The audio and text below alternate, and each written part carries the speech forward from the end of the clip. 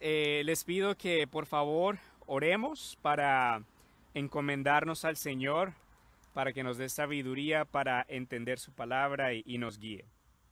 Entonces oremos por favor. Señor Jesucristo, tú eres digno de toda gloria, de toda honra, de todo honor, poder, majestad. Tú eres el Hijo de Dios. Tú eres Dios todopoderoso. Tú creaste todas las cosas, Señor, y tú mereces toda nuestra adoración. Señor, te pedimos que hoy tú nos instruyas por tu Santo Espíritu en tu palabra, que nos permitas creer y entender lo que tú nos dices a través de tu Santa Escritura, Señor. Por favor, guíanos, permítenos entender y te pido que me permitas a mí hablar con claridad, Señor, y que tu palabra bendiga a cada uno de nosotros, Señor, que la semilla que tú vas a plantar en nosotros dé fruto para tu gloria. Te lo pedimos en el nombre de Jesús. Amén. Bueno, en nuestro estudio de Marcos, el Evangelio de Marcos, hemos visto en las dos últimas semanas grandes demostraciones de poder del Señor Jesucristo y demostraciones de poder que nos muestran que Él es el Hijo de Dios, que afirman con completa claridad que Él es Dios, que Él es divino. Hace 2 semanas veíamos que el Señor Jesucristo con una sola palabra pudo calmar una tempestad, que con tan solo decir calma, toda una tormenta en el mar de Galilea se paró, frenó y había una completa calma.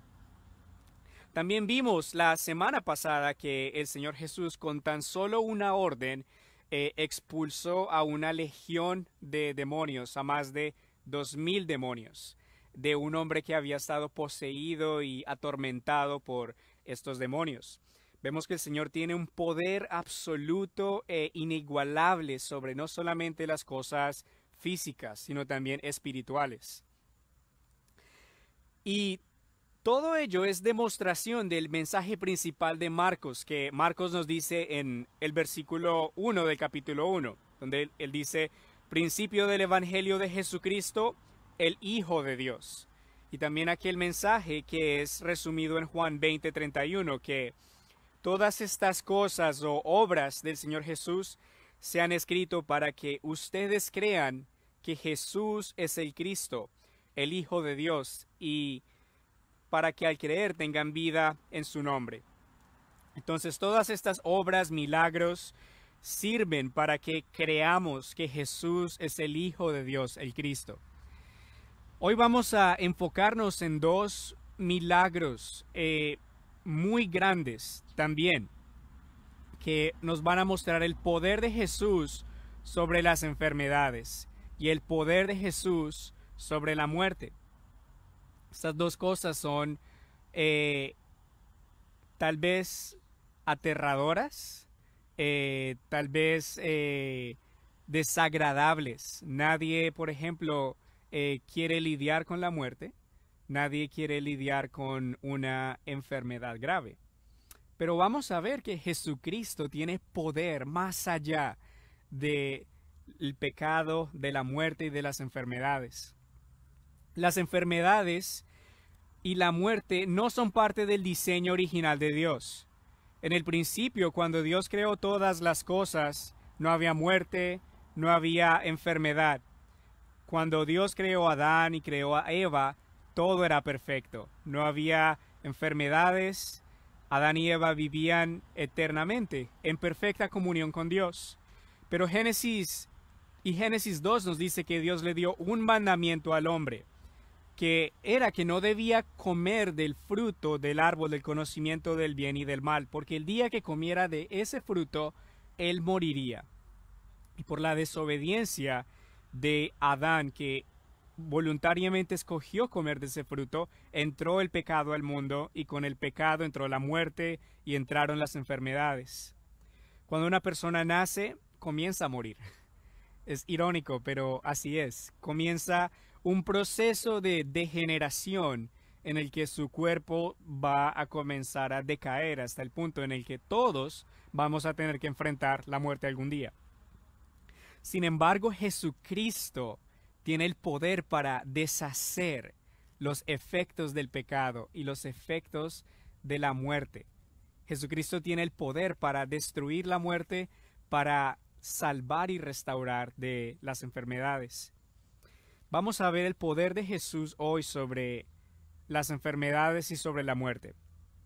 Voy a leer desde Marcos 5:21 al 43 de la Reina Valera contemporánea. Jesús regresó en una barca a la otra orilla, y como una gran multitud se reunió alrededor de él, decidió quedarse en la orilla del lago. Entonces vino Jairo, que era uno de los jefes de la sinagoga, y cuando lo vio se arrojó a sus pies, y le rogó con mucha insistencia: «Ven que mi hija está agonizando.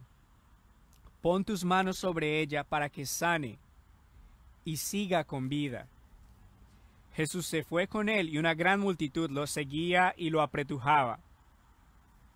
Allí estaba una mujer que desde hacía 12 años padecía de hemorragias y había sufrido a manos de muchos médicos, pero que lejos de mejorar había gastado todo lo que tenía sin ningún resultado. Cuando oyó hablar de Jesús, se le acercó por detrás entre la gente y le tocó el manto. Y es que decía: «Si alcanzo a tocar aunque sea su manto, me sanaré». Y tan pronto como tocó el manto de Jesús, su hemorragia se detuvo, por lo que sintió en su cuerpo que había quedado sana de esa enfermedad. Jesús se dio cuenta enseguida de que de él había salido poder, pero se volvió a la multitud y preguntó: «¿Quién ha tocado mis vestidos?». Sus discípulos le dijeron: «¿Estás viendo que la multitud te apretuja y preguntas: ¿quién me ha tocado?». Pero Jesús seguía mirando a su alrededor para ver quién había hecho eso. Entonces la mujer, que sabía lo que en ella había ocurrido, con temor y temblor, se acercó y arrodillándose delante de él le dijo toda la verdad. Jesús le dijo: «Hija, por tu fe has sido sanada. Ve en paz y queda sana de tu enfermedad». Todavía estaba él hablando cuando de la casa del jefe de la sinagoga vinieron a decirle: «Ya no molestes más al maestro, tu hija ha muerto». Pero Jesús, que oyó lo que decían, le dijo al jefe de la sinagoga: «No temas, no temas, solo debes creer». Y con la excepción de Pedro, Jacobo y Juan, el hermano de Jacobo, no permitió que nadie más lo acompañara. Cuando llegó a la casa del jefe de la sinagoga, vio mucho alboroto y gente que lloraba y lamentaba. Al entrar les dijo: «¿A qué viene tanto llanto y alboroto? La niña no está muerta, sino dormida».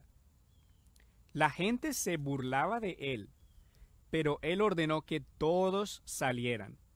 Tomó luego al padre y a la madre de la niña y a los que estaban con él, y entró a donde estaba la niña.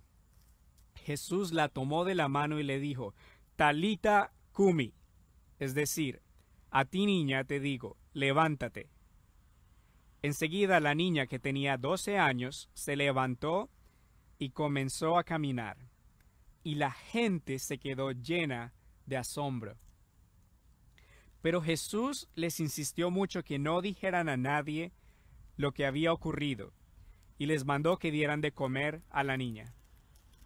¡Wow! ¡Qué gran poder de Jesús! ¡Qué poder sin comparación de sanar y restaurar el cuerpo de una mujer muy enfermo, muy grave, y de también resucitar a una persona de entre los muertos! Esta es la primera resurrección que vemos en el Evangelio de Marcos. Y vemos aquí a dos mujeres, una que por 12 años había padecido de muchas hemorragias. Y vemos una de 12 años que se había enfermado y se había muerto. En este tiempo, en el tiempo de Jesús, 12 años era la edad en la que una niña ya era considerada una mujer. Era el tiempo en el que podía comenzar a casarse y a hacer una vida adulta. Y el Señor obra de una forma muy grande en la vida de estas dos personas. Vemos aquí un milagro dentro de un milagro. Jesús está en el camino a sanar a la hija de Jairo, el jefe de la sinagoga, pero mientras tanto ocurre, por decirlo así, una pequeña interrupción en el relato para hacer otro milagro. Vamos a ver entonces el poder de Jesús sobre las enfermedades en los versículos 21 al 34 y el poder de Jesús sobre la muerte en los versículos 35 al 43. Y de forma de repaso, si fijamos nuestra atención al versículo 21, vemos allí que dice que Jesús regresó en una barca a la otra orilla del lago. Es decir, que Jesús venía de su viaje a la región de los Gerasenos, al oriente del mar de Galilea, y después de que él se fue de esa región, otra vez se subió en una barca y se fue hacia probablemente el lado noroccidental del mar de Galilea, cerca del área de Cafarnaún, donde él tenía muchas de sus operaciones o de su trabajo, y donde su popularidad era mucha. Allí, por ejemplo, vemos que en Lucas 8:40 dice que cuando Jesús regresó, la multitud lo recibió con alegría, pues todos lo estaban esperando. Es decir, la gente tenía la anticipación de que Jesús viene. ¿Cuándo va a llegar Jesús? La fama de Jesús era tanta que la gente lo esperaba no por decenas ni entre 100 personas, sino entre miles de personas que probablemente venían de muchas regiones, no solamente de Galilea.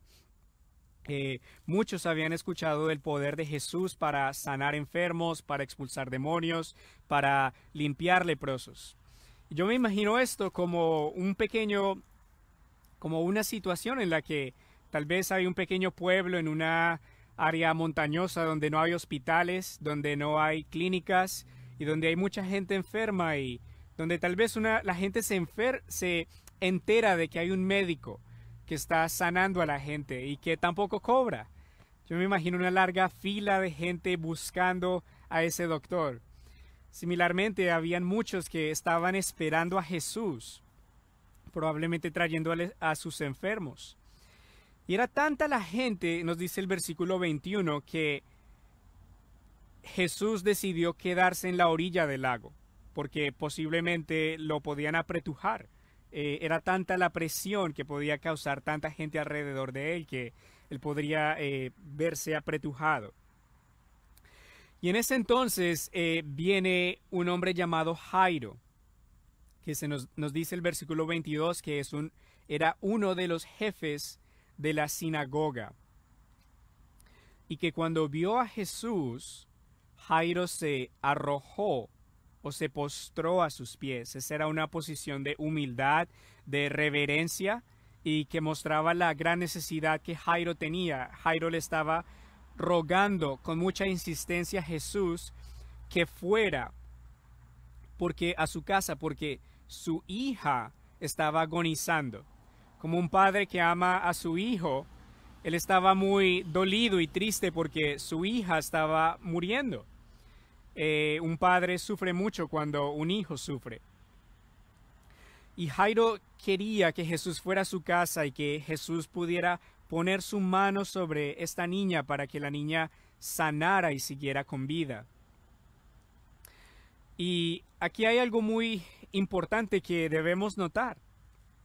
Debemos notar que Jairo sabía que con solo Jesús tocar a la niña podía quedar sana, que Jesús tenía el poder para sanar con solo tocar a una persona. Eso ya lo hemos visto, por ejemplo, en Marcos 1, 31, cuando Jesús sana a la suegra de Pedro. Allí dice desde el versículo 29 que en cuanto salieron de la sinagoga, Jesús fue con Jacobo y Juan a la casa de Simón y Andrés. La suegra de Simón estaba en cama porque tenía fiebre, y enseguida le hablaron de ella a Jesús. Jesús se acercó y tomándola de la mano, la ayudó a levantarse, y al instante la fiebre se le fue y ella comenzó a atenderlos. Con solo Jesús tocar a la suegra de Pedro y de ayudarla a levantarse, la fiebre inmediatamente se desapareció, porque Jesús tiene poder sobre las enfermedades. Él tiene poder para sanar y restaurar. También, por ejemplo, en Marcos 1:40 dice que un leproso se le acercó a Jesús, se arrodilló delante de él y le dijo: si quieres, puedes limpiarme. Jesús tuvo compasión de él, así que extendió la mano, lo tocó y le dijo: quiero, ya has quedado limpio. En cuanto Jesús pronunció estas palabras, la lepra desapareció y aquel hombre quedó limpio. Wow, con solo una palabra y con solo tocarlo, Jesús sanó a este hombre leproso. Entonces Jairo sabía que Jesús tenía el poder para sanar a su hija con solo tocarla. También es importante notar aquí un detalle importante de Jairo. Jairo era uno de los jefes de la sinagoga. Eso significaba que él era una persona que estaba a cargo de la administración del lugar de reunión de los judíos para la adoración, y una persona que probablemente ayudaba a coordinar las oraciones, la administración de la sinagoga. Muy probablemente él estaba involucrado con los fariseos y tenía que seguir las órdenes del Sanedrín de cómo dirigir la adoración en la sinagoga. Nosotros sabemos que los fariseos se oponían a Jesús, que no querían a Jesús.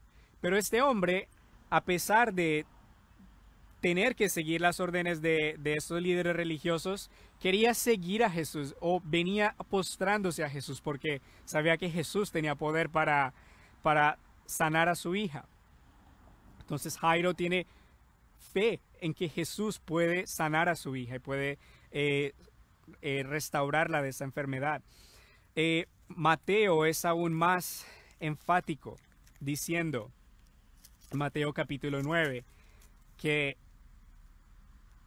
Jairo dijo: mi hija acaba de morir, pero ven y pon tu mano sobre ella y ella volverá a la vida. ¡Wow! Posiblemente Jairo dijo esto más adelante, pero muestra la fe que Jairo tenía que Jesús podía resucitar a la niña de los muertos. Y aquí el versículo 24 nos dice que Jesús se fue con él y una gran multitud lo seguía y lo apretujaba. A mí me encanta lo que Jesús hace. Me encanta que Jesús está disponible para Jairo. Que Jesús, a pesar de tener poco descanso, de tener poco tiempo después de haber llegado de un lado, de expulsar demonios, inmediatamente se fue con Jairo. Estaba disponible para los que estaban quebrantados de corazón. Jesús no está lejos, sino que Jesús está cerca de quienes están quebrantados de corazón y le buscan, de quienes le necesitan. Él no está muy ocupado, Él no está lejos, Él está cerca. Y también me parece muy importante ver aquí en todo este pasaje y en lo que Jesús hace, que muchas de las demostraciones de poder que Jesús hacía estaban conectadas con misericordia y con ayuda a la gente que estaba enferma. Jesús muchas veces aliviaba el sufrimiento de los que estaban padeciendo y así mostraba su poder. No era la única forma que podía hacerlo, porque él podía crear una estrella en el cielo con solo decirlo, pero escogía mostrar su poder, mostrando también misericordia. Lo que creo que es un ejemplo para nosotros, que debemos estar disponibles para amar y servir a quienes lo necesitan, y también que debemos estar dispuestos a ser misericordiosos y amorosos con el prójimo. Entonces Jesús va en el camino, era una gran cantidad de gente que le seguía y lo apretujaba. Podemos imaginarnos, visualizar miles y miles de personas siguiendo a Jesús. Y mientras tanto, allí había una mujer que estaba tratando de pasar por desapercibida. Una mujer que tenía un gran quebranto, un gran dolor. El texto nos dice que era una mujer que hacía 12 años había padecido de hemorragias, que había sufrido mucho a manos de muchos médicos y que no mejoraba, que había gastado todos sus recursos, todo lo que tenía sin ningún resultado. Esto era una situación muy difícil para esta mujer.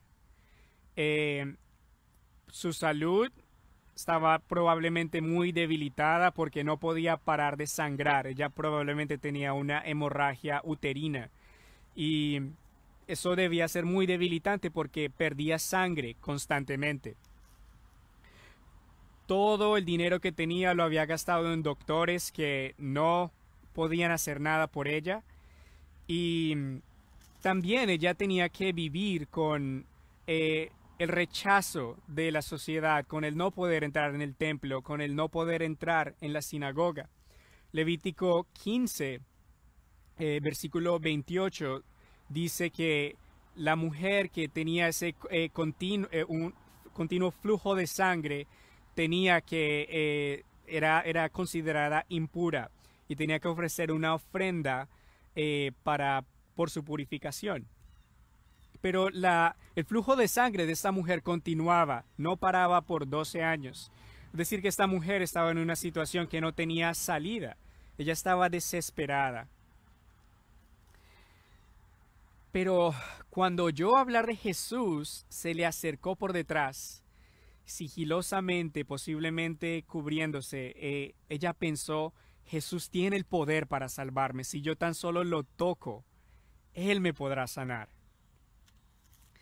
Esta mujer decidió tomar el riesgo de ser rechazada por los demás porque si ella tocaba a alguien más, quien ella tocara o lo que ella tocara también sería hecho impuro. Ella se fue por detrás de Jesús y pensó, si toco solo su manto quedaré sana, y tocó su manto. Y tan pronto como tocó el manto de Jesús, su hemorragia se detuvo, por lo que sintió en su cuerpo que había quedado sana de esa enfermedad. ¡Wow! ¡Qué glorioso es el poder de Jesús! Que con que solo ella tocara el borde de su manto, ella quedó completamente sana. Lo que doctores no habían podido hacer por 12 años, Jesús lo hizo con que solo ella lo tocara. Y Jesús no se contaminó. No es que Jesús hubiera encima de las leyes ceremoniales. Él es tan limpio que no puede ensuciarse con lepra ni con un flujo de sangre. Jesús es tan perfecto, tan santo y tan puro que esto no podía hacerle impuro. Porque Él es el Cordero de Dios que quita el pecado del mundo. Él es perfecto, intachable, santo. Qué glorioso que esta mujer ahora era libre de su impureza y de su enfermedad, que había sido librada de este tormento. Y dice en el versículo 30 que Jesús se dio cuenta enseguida de que de Él había salido poder. Pero se volvió a la multitud y preguntó, ¿quién ha tocado mis vestidos? Sus discípulos le dijeron, ¿estás viendo que la multitud te apretuja y preguntas, ¿quién me ha tocado? Pero Jesús seguía mirando a su alrededor para ver quién había hecho eso. Jesús sintió que le habían tocado y que algo había pasado, que de él había salido poder. Es interesante que esa palabra que se usa ahí es la palabra que Pablo usa en Romanos 1:16 cuando él dice que el evangelio es el poder de Dios para la salvación. Esa palabra es la palabra de donde viene nuestra palabra dinamita, como algo explosivo, algo que tiene poder para generar vida. Jesús acá estaba restaurando los órganos de esta mujer. Con su poder, él podía completamente arreglar lo que se había dañado. Y Jesús pregunta, ¿quién me tocó? Y él, y él mira a su alrededor y él lo sabe todo. Pero él preguntó, no para recriminar a esta mujer o para avergonzarla, sino para darle una oportunidad de que ella pudiera confesar su fe, de que ella pudiera decir a Jesús, decir qué es lo que había pasado con ella, de qué había hecho Jesús. Dice el versículo 33 que entonces la mujer que sabía lo que en ella había ocurrido, con temor y temblor se acercó y arrodillándose delante de él, le dijo toda la verdad. Con temor y temblor, ante la presencia de Dios, ante la santidad de Dios, ella se acercó y se inclinó delante del Hijo de Dios y le dijo todo lo que había ocurrido en ella. ¡Wow! ¡Qué glorioso! Y lo que el Señor Jesús le dice son palabras de gran ánimo para nosotros. Dice en el versículo 34, hija, por tu fe has sido sanada. Ve en paz y queda sana de tu enfermedad. Imagínese esta mujer que había sido rechazada, que había sido apartada como impura, pero ahora Jesús, después de sanarla, le dice hija. La recibió como una hija, como un miembro de la familia de Dios. Por tu fe has sido sanada.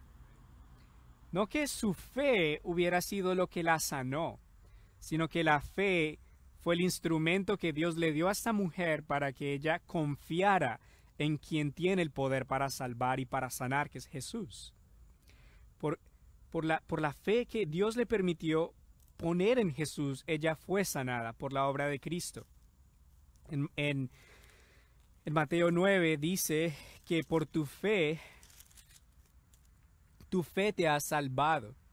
Es decir, que podemos ver que esta no era solamente una sanidad o una restauración física, también era una restauración espiritual. Ella fue recibida en la familia de Dios, justificada, ella puso su fe en el Hijo de Dios. Sus pecados también le fueron perdonados. ¡Qué glorioso! La cruz todavía no había pasado, la resurrección todavía no ha pasado, pero como los santos del Antiguo Testamento, ella había confiado en lo que Dios le había revelado y había confiado en el Mesías y por eso fue justificada. Nosotros también tenemos impurezas y la ley tiene muchos simbolismos. Por ejemplo, las impurezas y todas estas cosas estaban en la ley también para mostrar lo que el pecado hace al hombre, lo que el pecado le hace al hombre. El pecado nos hace impuros. Por eso es que se necesitaban constantes sacrificios para cubrir el pecado del pueblo. Todos hemos pecado y hemos quedado cortos de la gloria de Dios. Pero por eso Dios envió a Jesucristo para no solamente sanar las enfermedades, sino para pagar por nuestros pecados, para lavarnos de nuestras impurezas, para que su sangre que fue derramada en esa cruz, nos limpie hasta lo más profundo de nuestro interior de nuestras impurezas, para que podamos ser presentados delante de Dios como santos e intachables y Dios pueda recibirte como un hijo y como una hija delante de Él. Como nuestro hermano Alejandro leyó, 2 Corintios 5:21 dice que al que no conoció pecado, Dios lo hizo pecado para que seamos hechos justicia de Dios en Él. Es decir, que en la cruz Jesús se convirtió en pecado, se convirtió en todas nuestras impurezas, en lo que Dios detesta, en el pecado. eso todo Cristo, por amor a ti, por amor a mí, Él lo absorbió en esa cruz y canceló esa deuda y nos lavó completamente para que tú puedas tener paz con Dios. Por eso es que el Señor le dice aquí a esta nueva hija de Dios, ven paz, porque justificados por la fe tenemos paz para con Dios por medio de nuestro Señor Jesucristo, como dice Romanos 5:1. En Cristo tenemos paz de que somos limpios y que en Cristo Dios el Padre vea a Jesús cuando nos ve a nosotros, no vea al pecador impuro, sino vea el Hijo de Dios. ¿Has confiado hoy en Jesucristo? ¿Le has entregado tus cargas? ¿Le has entregado tu vida? ¿Le has entregado tus pecados?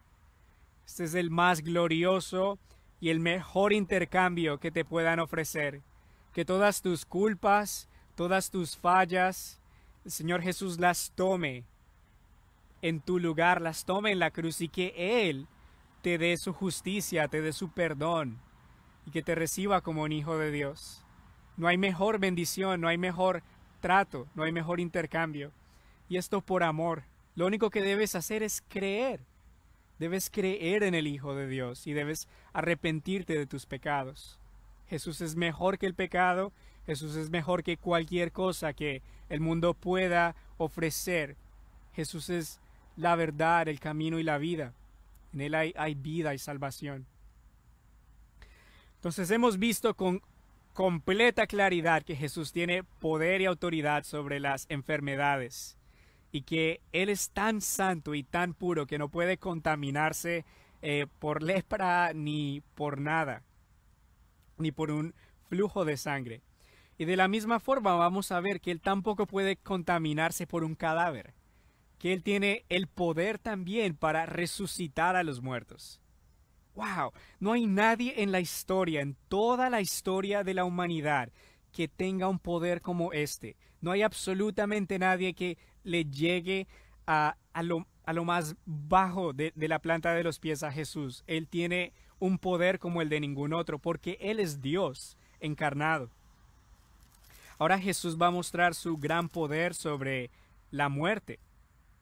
El versículo 35 dice que todavía estaba Él hablando cuando de la casa del jefe de la sinagoga vinieron a decirle, ya no molestes al maestro, tu hija ha muerto. Posiblemente Jesús todavía estaba explicando lo que había pasado con la mujer que tenía la hemorragia y llegaron posiblemente familiares o siervos de la casa de Jairo y dicen, ya no molestes al maestro, tu hija ha muerto. Será un momento de prueba para Jairo. Su fe probablemente estaba siendo probada. Tal vez algunos dirían, pero si Jesús hubiera venido antes, si Jesús no se hubiera parado con todo este alboroto y con esta mujer que tenía esa hemorragia, si Él hubiera venido a nosotros, que somos más dignos, que somos de los jefes de la sinagoga, la niña no hubiera muerto. Tal vez se sentían como se sentía Marta cuando su hermano Lázaro murió en Juan 11, cuando le dijo al Señor, Señor, si tú hubieras venido antes, mi hermano no hubiera muerto. Pero ante esto, Jesús le dice a Jairo, entre todo lo que él escuchaba, no temas, solo debes creer. Y yo creo que son palabras que nosotros también tenemos que recordar mucho. Cuando tal vez las cosas no pasan como nosotros quisiéramos que pasaran o cuando cuando no vemos la salida, un problema, cuando las cosas no pasan en el orden que quisiéramos. Cuando tenemos cargas muy grandes que a veces pueden ser difíciles de llevar. Tenemos que recordarnos a nosotros estas palabras de nuestro Señor Jesús a nosotros. No temas, solo debes creer. Porque Jesús es más grande que el problema, Jesús es más grande que la muerte. Aquí Jesús en ningún momento está preocupado, en ningún momento está alarmado. sino que él está confiando completamente en el plan soberano de Dios, en que Dios está guiando su plan y haciendo todo lo que Dios ha mandado hacer, de la forma que él lo ha planeado. Entonces, no debemos temer, solo debemos creer. Estas son las palabras que el Señor le dice a Jairo: no temas, solo debes creer. Y con la excepción de Pedro, Jacobo y Juan, el hermano de Jacobo no permitió que nadie más lo acompañara. Jesús tenía un grupo grande de discípulos, y entre esos grande grupo de discípulos tenía 12 apóstoles, y dentro de esos 12 apóstoles tenía un grupo de 3 discípulos que eran más cercanos, que eran Juan, Jacobo y Pedro. Ellos estaban con Jesús en momentos importantes, por ejemplo, la transfiguración, cuando Jesús reveló su gloria, allí estaban esos 3 discípulos. En el Getsemaní, cuando Jesús estaba orando intensamente, allí estaban esos 3 discípulos. No creo que era porque Jesús tenía preferidos. Creo que era porque Jesús canalizaba sus enseñanzas a través de estos 3 que también le enseñaban a los otros. Y esos otros, entre todos los 12, también les enseñaban a los demás. Era una forma de llevar su enseñanza, de canalizar el esfuerzo. Pero Jesús los amaba a todos, Jesús se preocupaba por todos. Cuando el Señor llegó a la casa del jefe de la sinagoga, vio un gran alboroto, la gente estaba llorando, y para entender un poco lo que pasaba, debemos entender la diferencia entre un funeral aquí y un funeral en el Medio Oriente.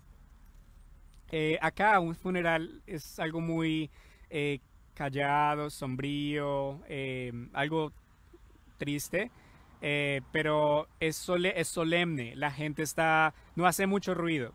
Pero en el Medio Oriente, en este tiempo, y entiendo que hasta ahora, la gente llora intensamente, se rasga los vestidos, y muchas veces tocan flautas, y en este tiempo habían llorones profesionales. Había gente que era contratada para llorar y para hacer ruido, hacer alboroto, para crear ese ambiente de luto y de tristeza. La gente más pobre, la gente más humilde, como lo requerían las tradiciones de los fariseos, tenían que tener por lo menos 2 llorones y por lo menos un flautista. Entonces, traer a la gente para que hiciera ese alboroto. Entonces, en medio de eso, Jesús entra allí y les dice: ¿a qué viene tanto llanto y alboroto? La niña no está muerta, sino dormida. ¡Wow! Esto es una afirmación que le explotó en la cabeza a esta gente, porque ellos decían, se burlaban de él. Es decir, ¿cómo que está dormida si el cadáver está ahí? Tal vez algunos pensarían, está tan desconectado de la realidad que no ve que está muerta. Pero es porque para Jesús resucitar a esta niña de los muertos era tan fácil como levantarla de un sueño, como decir: ven, despiértate, hija. Y la podía así simplemente resucitar de los muertos, porque Él tiene el poder para resucitar a los muertos. También qué bello que en Cristo, cuando morimos, ese no es el fin, eso es el comienzo de la eternidad. Y dormimos porque más adelante despertaremos para estar con el Señor. Pablo habla de esto en 1 de Tesalonicenses capítulo 4, versículos 13 al 18, donde él dice,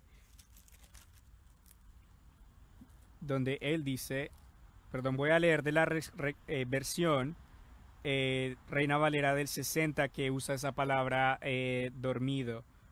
Dice: tampoco queremos, hermanos, que ignoréis acerca de los que duermen, para que no os entristezcáis como los otros que no tienen esperanza. Porque si creemos que Jesús murió y resucitó, así también traerá Dios con Jesús a los que durmieron en él. Por lo cual os decimos esto en palabra del Señor, que nosotros que vivimos, que habremos quedado hasta la venida del Señor, no precederemos a los que durmieron. Porque el Señor mismo con voz de mando, con voz de arcángel y con trompeta de Dios, descenderá del cielo y los muertos en Cristo resucitarán primero. Luego los que vivimos, los que hayamos quedado, seremos arrebatados y juntamente con ellos en las nubes. Seremos arrebatados juntamente con ellos en las nubes para recibir al Señor en el aire y así estaremos por siempre con el Señor. Por tanto, alentaos los unos a los otros con estas palabras. Es decir, tenemos razón para alentarnos. En Cristo, cuando alguien parte para estar con el Señor, ese no es el fin.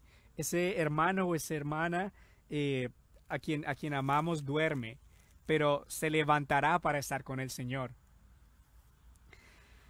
Entonces el Señor sabía que él iba a resucitar a esta niña. El Señor también nos dice en Juan 11 que Jesús es la resurrección y la vida, que todo aquel que crea en Él, aunque muera, vivirá. Y todo aquel que cree y que vive y que cree en Él, no morirá eternamente. ¡Wow! ¡Qué glorioso que Jesús nos garantiza vida eterna! Que el Señor nos garantiza salvación y que nos garantiza un futuro con Él en los cielos. Eso es para el que cree en Cristo, para el que está en Cristo. Ese es un beneficio como ningún otro que está para el que pone su fe en Él. Por eso si alguien no ha creído en Cristo, lo mejor que puede hacer es confiar en Cristo y entregarle su vida para que pueda estar con Él en el cielo. El texto continúa diciendo que Jesús tomó a la niña de la mano, entró a donde la niña estaba con sus discípulos y con el padre de la niña y con la mamá de la niña y le dijo estas palabras, Talita Kumi, es decir, a ti niña te digo, levántate. Estas eran palabras en arameo, el idioma que se hablaba en Palestina en ese tiempo. Y con un mandamiento Él le dice, a ti niña te digo, levántate. Y enseguida la niña se levantó y comenzó a caminar. Y la gente se quedó llena de asombro. Con una sola palabra Jesús resucitó a alguien de los muertos.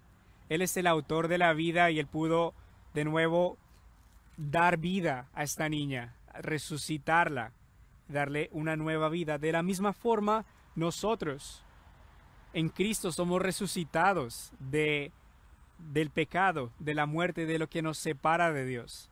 De esa forma Jesús deshace las consecuencias del pecado, la muerte y las enfermedades.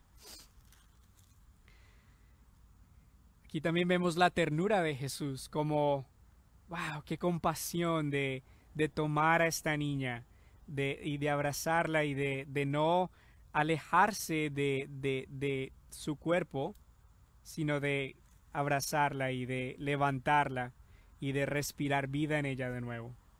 Como he dicho, lejos de contaminarse, el Señor le dio vida a esta niña y la resucitó.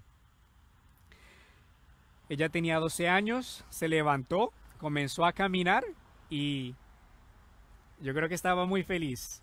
Y tenía hambre también porque el Señor Jesús le pidió que les diera de comer. Ahí el texto termina diciendo en el versículo 43 que el Señor le insistió a estas personas, al papá y la mamá de la niña, que no le dijeran a nadie lo que había ocurrido. Y les mandó que le dieran de comer a la niña. Tal vez uno se preguntaría por qué Jesús no quería que su fama continuara creciendo, que más gente se enterara de esta resurrección. Wow, eso iba a subir los ratings, eso iba a subir el índice de popularidad. Pero Jesús no quería eso, porque todavía no era su hora de ir a la cruz. Jesús no quería crear una expectativa en la gente de que Él solo venía a curarlos de sus enfermedades o a solucionar sus problemas. Jesús quería en realidad mostrarles que Él vino a cumplir un propósito mayor, que fue venir a morir en la cruz y a resucitar de entre los muertos para que en Él tengamos perdón del pecado y seamos limpiados de las impurezas del pecado. Entonces vemos a un glorioso y gran Salvador, Jesucristo, que tiene poder sobre las enfermedades y poder sobre la muerte. Es a Él a quien tenemos que buscar y a quien tenemos que adorar y seguir. Oremos, por favor. Señor, te adoramos y te damos toda la honra y gloria, todo el honor, Señor, porque tú eres el Señor de todas las cosas, Señor, porque tú venciste a la muerte, porque tú venciste al pecado y porque tú tienes el poder para salvar, Señor. Te agradecemos, Señor, por cómo tú nos has lavado de nuestras impurezas, del pecado, por tu muerte en la cruz, Señor, porque tu sangre es el remedio para el pecado y lo que ahora nos ha traído a Dios, Señor.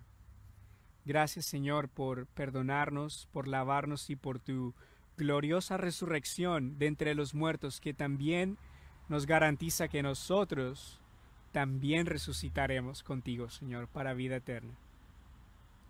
Señor, gracias porque tú estás haciendo nuevas todas las cosas. Estás creando un cielo nuevo y una tierra nueva, Señor, donde no habrá más muerte ni habrá más maldad, Señor. Por eso esperamos con alegría, Señor, ese momento en el que estaremos contigo, Señor, para siempre. En el nombre de Jesús, amén.